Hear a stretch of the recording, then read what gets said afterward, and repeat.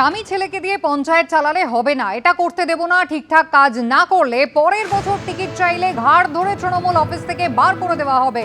বাঁকুড়া তৃণমূল সাংসদ অরূপ চক্রবর্তী তিনি আবারও সরব হয়েছেন।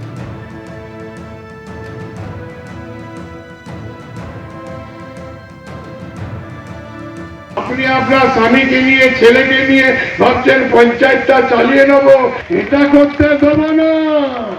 আমাদের আপনার সূক্ষ্ম কারিগরি দিয়ে সাজানোর জন্য ধন্যবাদ। সূক্ষ্ম কারিগরির ধারা যা সোনাকে বানায় সেনকো। সেনকো আনন্দের ধারা। যদি ঠিক কাজ না করেন পরের বছর টিকিট চাইতে এলে ঘাটটা ধরে আপনাকে বের করে দেবে তৃণমূল অফিস থেকে। আমার যারা ভোটার লিস্টে কাজ করবে, যারা ভোটার লিস্ট পরিপূর্ণ করবে, এরা পঞ্চায়েতে টিকিট পাবে, এরা পঞ্চায়েত সমিতিতে পাবে, এরা জেলা পরিষদে পাবে। যারা দলের কাজ করবে তারা কিন্তু যোগ্য কাজ পাবে, যোগ্য জায়গা পাবে।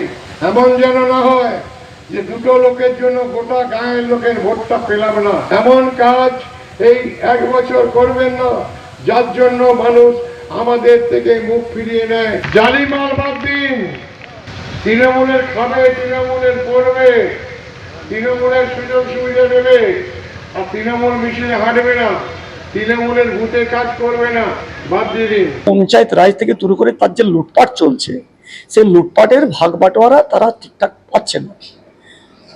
একটা শ্রেণীর মধ্যে চলে যাচ্ছে যেখানে প্রধান আছে, যারা বিডিও অফিস দেখাশোনা করছে, পঞ্চায়েত দেখাশোনা করছে, তাদের পকেটে চলে যাচ্ছে।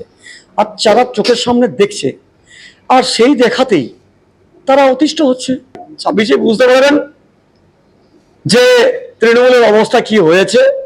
প্রত্যেক জিনিসের একটা শেষ আছে, তার শেষ কফিনের শেষ পেরে কাঁদছে জনগণ, তার জন্য তারাও বুঝতে পেরে।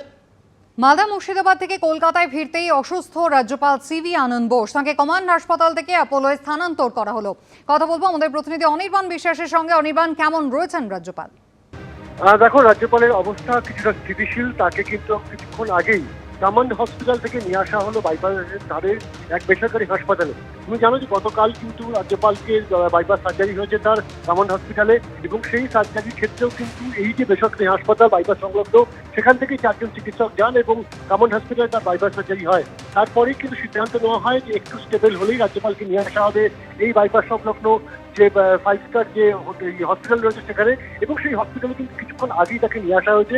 এবং স্বাভাবিকভাবেই রাজ্যপালকে ইতিমধ্যে কিন্তু ইমার্জেন্সি থেকে তার জন্য যে নির্দিষ্ট যে প্রেসিডেন্সিয়াল শুট, সেই প্রেসিডেন্সিয়াল শুটে তাকে নিয়ে যাওয়া হয়েছে, এবং সেখানে কিন্তু 24 ঘন্টা তিনি মনিটরিংয়ে থাকবেন চিকিৎসকদের, এবং তার যে সমস্ত প্যারামিটারসগুলো রয়েছে সেই সমস্ত প্যারামিটারসগুলো মনিটরিং হবে আগামী কয়েকদিন। যেহেতু এত বড় একটি বাইপাস সার্জারি হয়েছে, সেই সার্জারি কতটা সফল সেটা কিন্তু ইতিমধ্যেই চিকিৎসকরা জানিয়েছেন, এবং তার আগামী কয়েকদিন কিন্তু গভীর পর্যবেক্ষণে রাখা হবে, এমনটাই কিন্তু হাসপাতালের তরফে জানানো হচ্ছে। ধন্যবাদ।